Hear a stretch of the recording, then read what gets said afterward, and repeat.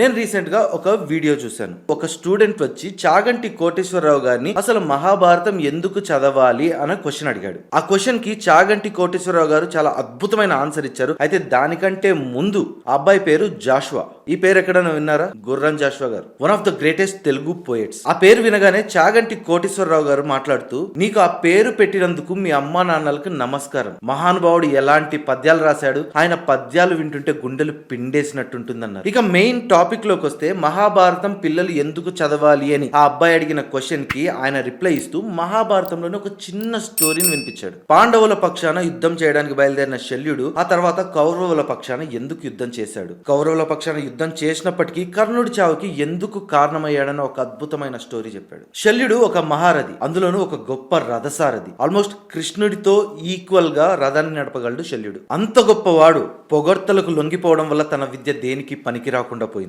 ఇలాంటి విషయాలు చిన్న వయసులోనే పిల్లలకు తెలియాలి. అలా తెలిస్తేనే ఎలాంటి పొగడ్తలకు లొంగకూడదని, ఎలాంటి పరిస్థితి వచ్చినా ఎలా ఉండాలో అనే విషయం వాళ్ళకి అర్థమవుతుంది. ఈ వీడియో గురించి ఇంకా ఇన్ఫర్మేషన్ కావాలంటే కింద రిలేటెడ్ వీడియోస్ లో లింక్ ఉంటుంది, క్లిక్ చేయండి. లేదా ఛానల్లోకి వెళ్తే ఫుల్ వీడియో ఉంటుంది.